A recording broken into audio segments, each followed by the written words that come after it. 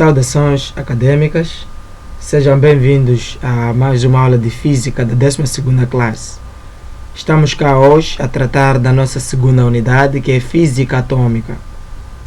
E nós vamos falar sobre os raios X. E uma vez que é necessário conhecermos a sua descoberta, o cientista que descobriu as suas propriedades e aplicações, então vamos iniciar apresentando a descoberta do raio-x.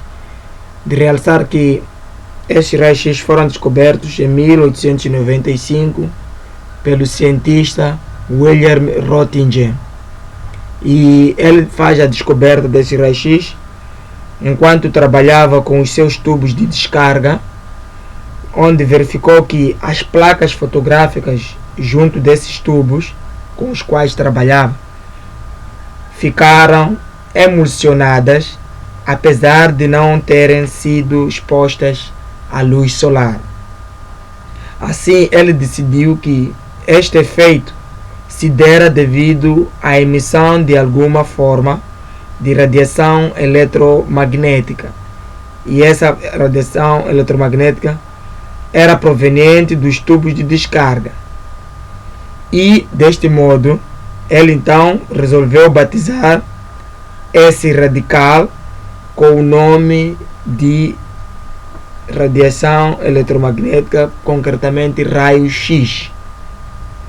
Ou seja, batizou com um nome de raios desconhecidos. O termo raio-x significa raios desconhecidos, dado que não sabia qual era a sua origem. E ele percebeu que esses tubos de descargas elétricas a baixas pressões, ou seja, contendo gases rarefeitos, além dos raios catódicos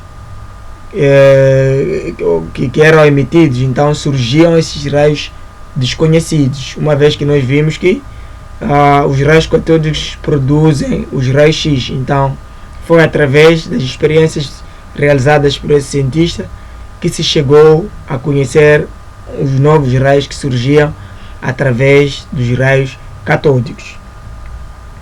Deste modo, nós podemos encontrar os raios X no nosso espectro eletromagnético.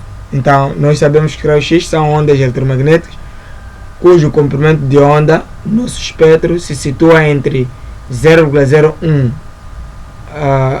angstrom e 800 angstrom, que se obtém pela travagem dos raios catódicos a alta velocidade no impacto com o ánodo. Já sabemos que o cátodo é a extremidade negativa e o ánodo é a extremidade positiva.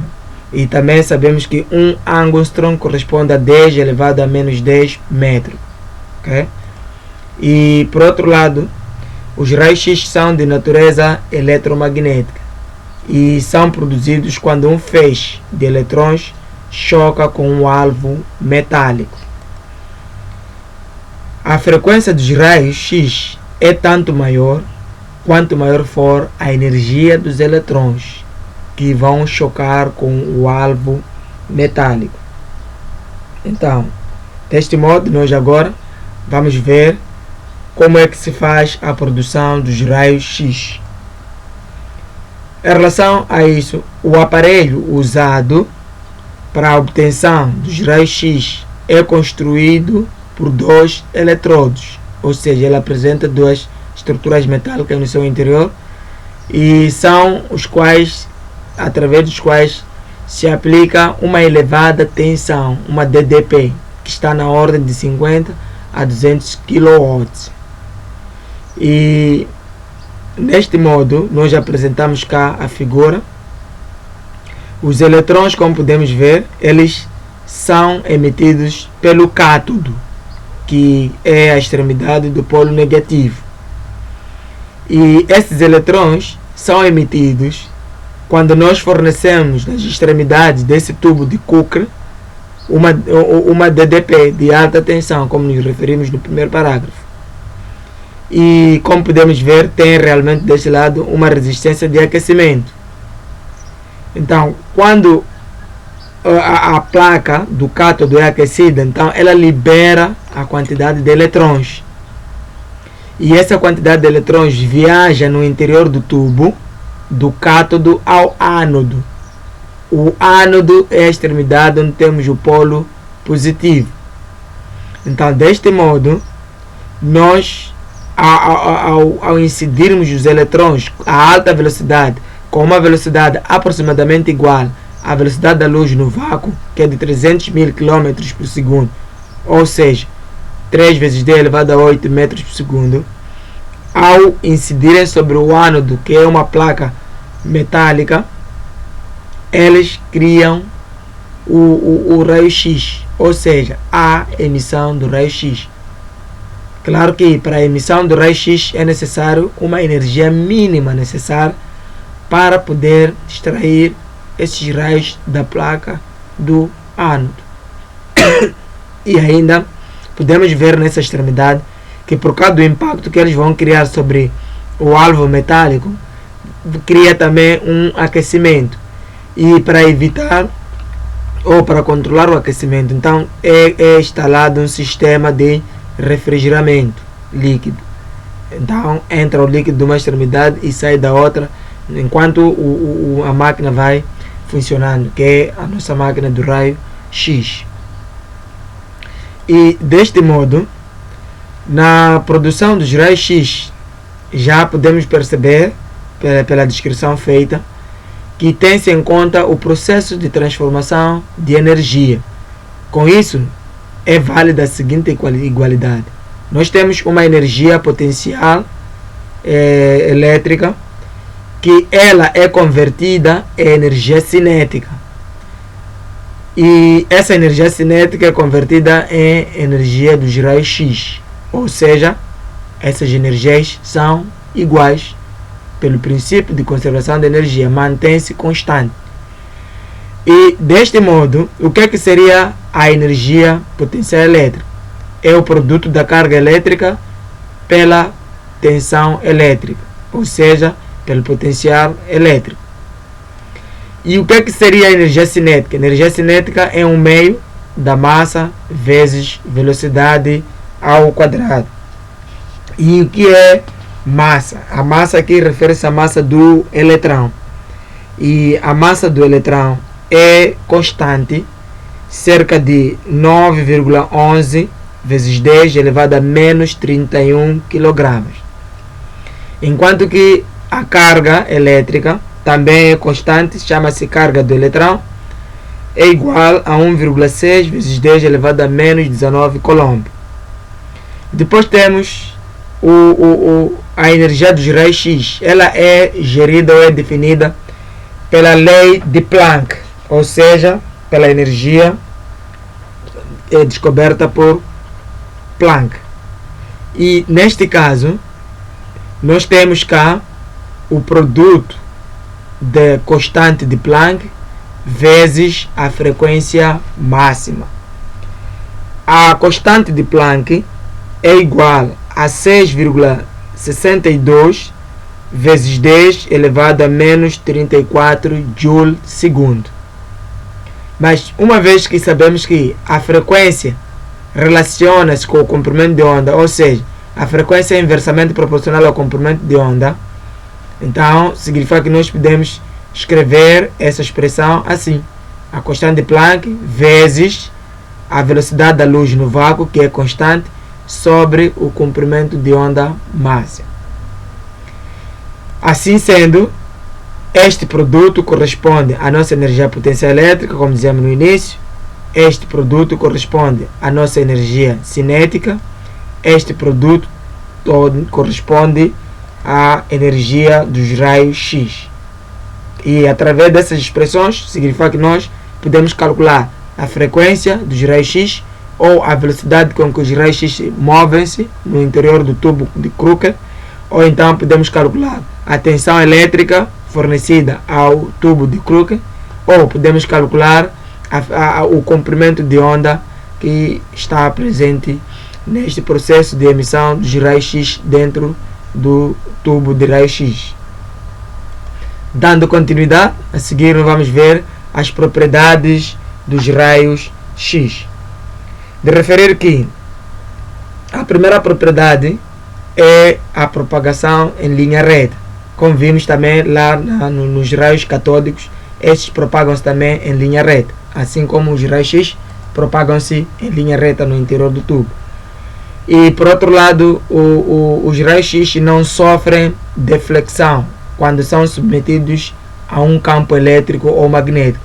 É diferente do que acontecia com os raios catódicos. Os raios catódicos sofrem deflexão quando colocados próximo de um campo elétrico ou de um campo magnético, mas com os raios X já não. E os raios X quase não se refratam ao passar de um meio para o outro, pois o seu índice de refração é aproximadamente igual a 1. O que é que isso quer dizer? Nós, quando falamos da refração, que os raios não sofrem refração, significa que quando passam de um meio, por exemplo, o ar, para outro meio, por exemplo, a água ou o vidro, eles não sofrem desvio. Se entram com um ângulo de incidência, vai ser igual ao ângulo de refração. E é por essa razão que nós estamos a dizer que não sofrem o desvio perante um campo elétrico ou um campo magnético. E por outro lado, eles emulsionam chapas fotográficas. Significa que vão criar uma separação das substâncias que estão nas placas fotográficas, mesmo sem a presença da luz solar. Por outro lado, provocam descarga elétrica sobre corpos eletrizados. Provocam também o efeito fotoelétrico, conteúdo esse que nós vamos aprofundar mais nas próximas aulas. Provocam o efeito fotoelétrico. Atravessam corpos opacos devido ao seu grande poder de penetração. Também vimos que os raios catódicos também atravessam algumas substâncias. Então, para os raios X, como tem maior poder de penetração comparativamente aos raios catódicos, então eles atravessam os corpos opacos. E por fim, os raios provocam fluorescência quando incidem sobre certas substâncias especiais, como os sais. E nós também, quando falamos de raios catódicos, vimos que eles provocam determinada fluorescência quando incidem sobre determinadas substâncias. O mesmo acontece com os raios X. E a seguir vamos ver as aplicações dos raios X. Os raios X têm inúmeras aplicações práticas e nós podemos encontrar as suas aplicações na medicina, na técnica, ou seja, na tecnologia, na arte e nas outras áreas do conhecimento. Na medicina, os raios X podem ser usados como meio de diagnóstico e de terapia. Quando falamos de utilização no meio diagnóstico, também é que os raios X podem ser usados na detecção de ossos partidos, também falar de ossos fraturados, na investigação de discordâncias respiratórias ou digestivas.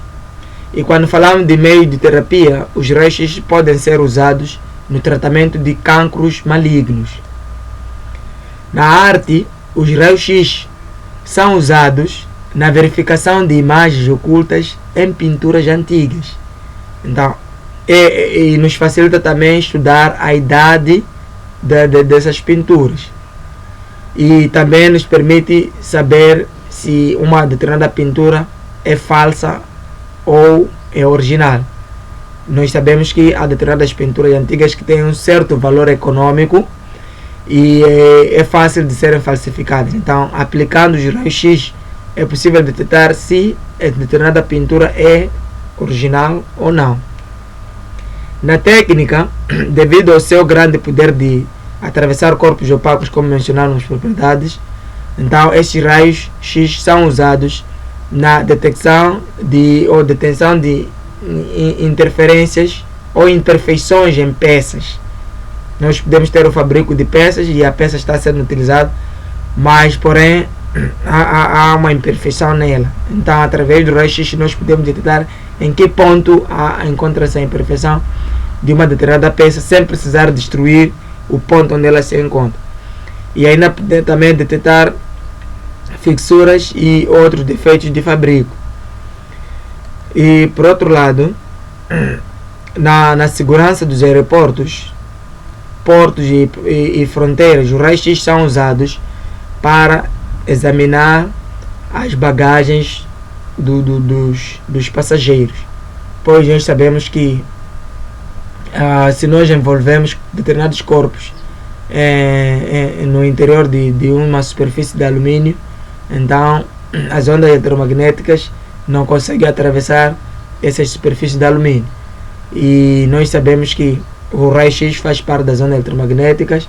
Apesar de ter um poder de penetração, pode-se ter dificuldade de detectar objetos que estão no interior de uma superfície de alumínio, mas o raio-x consegue fazer o scanner devido ao seu poder de penetração, ou seja, devido ao comprimento de onda e da sua frequência. A seguir vamos ver cá um exemplo.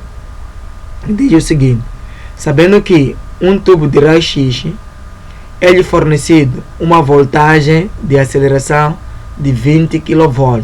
Então, aqui nós temos a diferença de potencial, ou seja, DDP, ou então tensão elétrica, igual a 20 kV. E querem calcular o comprimento de onda mínimo dos raios-x emitidos nesse tubo. Então, para nós calcularmos o comprimento de onda, precisamos conhecer a constante de Planck, que é de 6,625 vezes 10 elevado a menos 34 Joule/segundo. Precisamos conhecer a velocidade da luz no vácuo, que é de 3 vezes 10 elevado a 8 metros por segundo. Precisamos conhecer a carga do eletrão, que é 1,6 vezes 10 elevado a menos 19 coulomb. E daí já podemos calcular o nosso pedido. Então, como podemos ver, temos cá 3 constantes. Não constam do nosso problema, mas são constantes que nós podemos colocar para solucionar o problema. Isto porque a fórmula diz que a energia do raio-x, como explicamos antes, é igual à energia potencial elétrica. E deste modo, uma vez que a energia do potencial elétrica é igual à carga do eletrão vezes a variação do potencial, e a energia do raio-x pela lei de Planck é constante de Planck, velocidade da luz sobre o comprimento de onda. Tivemos que inverter a ordem do sinal de igualdade, que é para facilitar o procedimento da relação de proporcionalidade inversa. Então, significa que vamos passar o comprimento de onda para o primeiro membro e passamos o produto da carga do eletrão e a tensão elétrica para o segundo membro. Então, ficamos com esta fórmula. E assim sendo, nós convertemos antes o kilovolts para volt, que é o sistema internacional de unidade, sendo que quilo significa 10 elevado a 3. Porém, 20 significa 2 vezes 10 elevado a 1. E então, multiplicação de potências de bases iguais por diferentes, adicionamos 1 por 3, ficamos com 10 elevado a 4. Assim convertemos o valor. Para resolver, nós vamos substituir os dados na fórmula.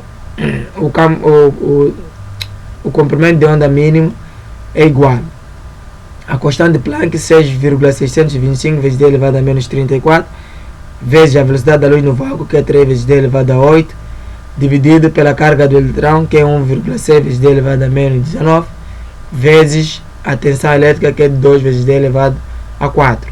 Então, sendo assim, o comprimento de onda será igual ao produto do numerador, que vai ser 19,875 vezes 10 elevado a menos 26, que é menos 24, mais 8, vai dar menos 26. E o produto do denominador, que vai dar 3,2 vezes 10 elevado a menos 15 porque temos menos 19 mais 4. E assim, dividindo os números entre si e as potências entre si, teremos o comprimento de onda como sendo igual a 6,2 vezes 10 elevado a menos 11 metros. Passamos 10 elevado a menos 15 para o numerador, passa a ser positivo. Então ficamos com menos 26 mais 15, que vai dar menos 11 metros. E assim calculamos o comprimento de onda dos raios emitidos pela tensão de 20 kV. E assim, nós vamos deixar a seguinte atividade individual, que é o nosso TPC. A figura seguinte representa um tubo de raio-x que opera a uma DDP de 100 kV. Na linha A, devem fazer a legenda do tubo que está representado cá. Na linha B, dê exemplos de 3 aplicações dos raios-x. Na linha C, enumere 3 propriedades dos raios-x. Na linha D, calcule a energia potencial dos raios catódicos. A linha E, calcule a energia dos raios X. Ao dizermos calcule a energia potencial dos raios catódicos, nós sabemos que os raios X eles são emitidos através dos raios catódicos, ok? Depois, na linha F, por fim, calcule o comprimento de onda dos raios X. E assim vocês deverão resolver essa atividade. Muito obrigado pela vossa atenção e até a nossa próxima aula. Fiquem com Deus.